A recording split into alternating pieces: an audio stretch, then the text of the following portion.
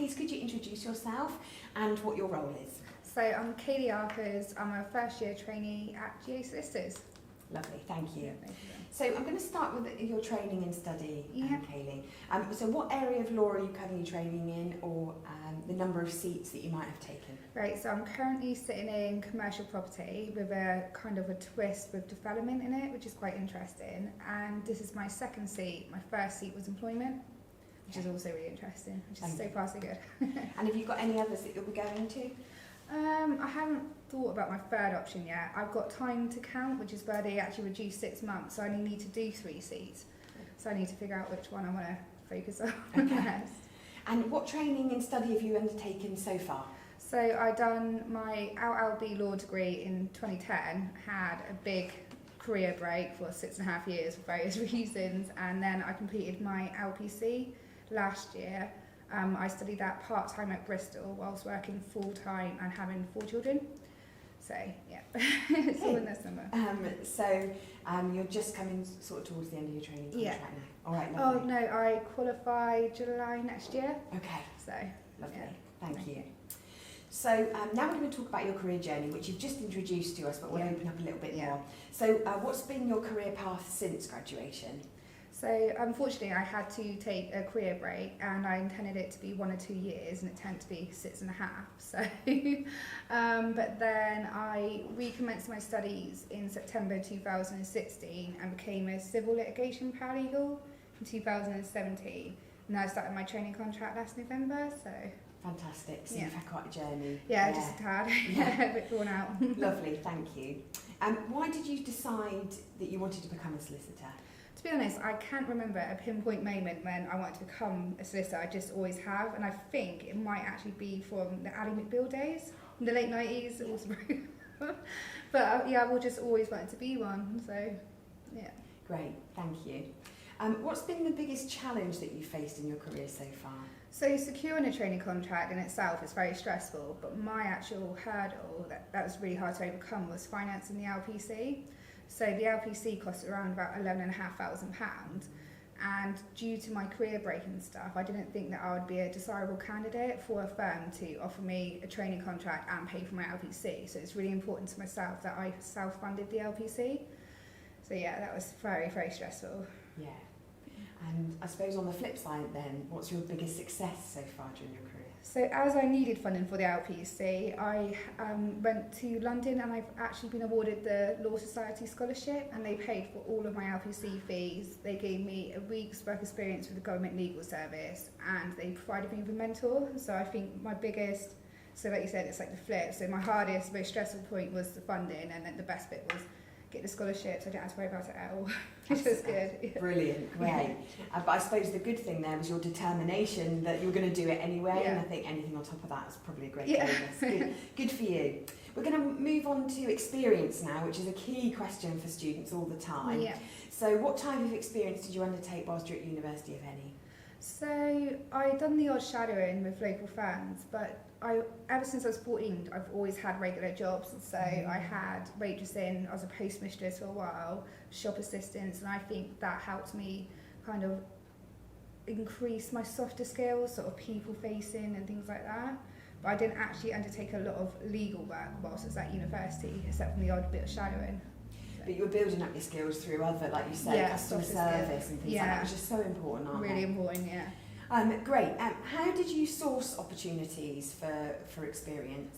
So whilst I was at university, I made sort of cold applications, sending a letter and a CV to the local firms. When I started my LPC, through a networking event that the Law Society provided, I sat next to a district judge, and the district judge knew a judge in Cornwall, is where I'm originally from. So he passed my details on, and I got shadowing that way. So networking really is a step in the right direction to making those contacts. That's great. Yeah. So were you part of any societies whilst you were studying?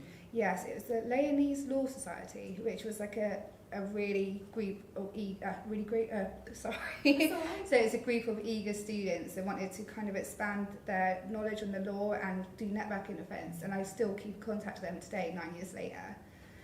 And whilst I was doing the LPC, because it was in Bristol and I was living in Cornwall and working full time and having 4 kids, I couldn't attend sort of societies and stuff, so I actually created a society called the BBP Online Book Club, and with that everyone could join and you could do it online and stuff. So yeah, I actually created one because I couldn't travel to it.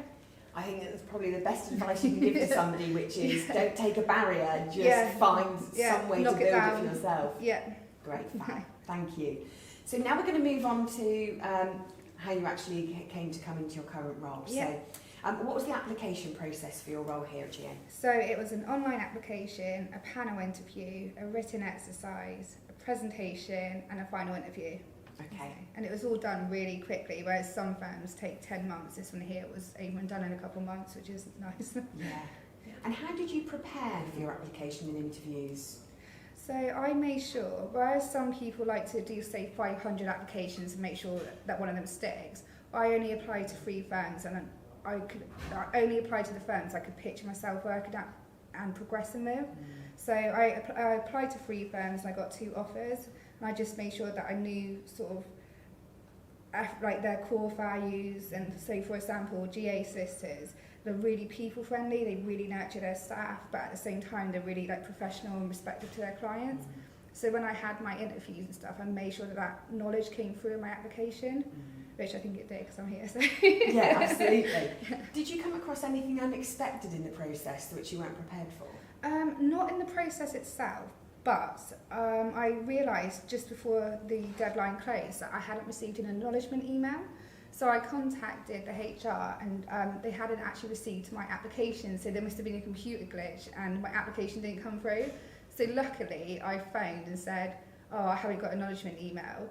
And then I resubmitted it and it went through fine. But yeah, so if you don't get an acknowledgement email, I'd definitely chase that out. That's an excellent piece of inside advice that some people might not think of. Yeah. Yeah, okay, great. What about your managing time? So you mentioned you applied to 3 firms. How do you manage your kind of deadlines and if you were studying at the time? Cool. So with the applications for the training contracts, because I only had 3, I didn't have deadlines here, there and everywhere, but my phone calendar was my lifeline for my exams, work events and deadlines and stuff. But yeah, and lawcareers.net is actually really, really useful. So, because it gives you a list of closing yeah, dates, it breaks it down, and that's where I originally extracted the dates from to put into my phone. So, yeah, so great. Yeah. Generally, I think time management's just really important. Really important, yeah. And that doesn't stop when you become a solicitor, does it? No. And finally for this one is, what advice would you give to students who are looking to make training contract applications or for other legal roles? Any general advice in terms of managing that process? So just really, really research your firm, and I think it's really important to remain yourself and not try to change and adapt your personality to fit with the firm, because if you was to be hired, when you're at that firm, you got to keep that facade up for 20 odd years. So just be yourself from the outset and everyone knows what they're signing up for. Yeah, that's good advice. And finally then, just a couple of questions about your ambitions really. So what are your ambitions for the future? So I think I found my firm for life with GA, I really do, and I say that to everyone, I'm a proper team GA and stuff. So I really see myself progressing hopefully through GA, just showing my dedication to them through hard work. At the moment I think I might qualify into employment if it have me, and maybe introduce a niche into that or something, so just like bring a new stream of work in, really go to the top hopefully one day. Great. And what advice would you give to students to help them maximise their time while they're studying at university so that they can have the best chance when they graduate? I think it's really important to actually, I didn't study as much as I should have. I went out a little bit too much, and but I didn't actually get the grades that I anticipated. That's not through going out, that is due to like family circumstances at the time. But instead of letting my grade, the 2.2 that I received at the time, define me and think I'm not good enough, I just thought about how I could shine in different ways. So I think if people, like obviously you want a good grade, but if you don't get it, just don't give up, because there's other ways, and maybe don't take a 6.5 year gap, but you get there in the end if you just try, just knock those barriers down and keep going. Yeah. And if you don't mind me asking another one, what kept you motivated in that break? It's just I'm the sort of person that once I've got my mindset on something, I'll keep going until I get it. There's no such thing as no for me. If someone told me I had to get £11,500 and I didn't have the money in my bank, but I got it. It was just the universe. I was getting it somehow. Yeah, and that good determination just seemed to be driving you. Yeah, just don't take no for an answer. So I didn't get the grades I wanted, but then I got really good LPC grades and stuff, and I didn't not make applications because I didn't get a first or a 2-1, and there was mitigating circumstances which helped me. I just think, just don't let your grades, try to get the grades you want, but if it don't, just give up if you don't get them, because sometimes life works like that, so just keep going.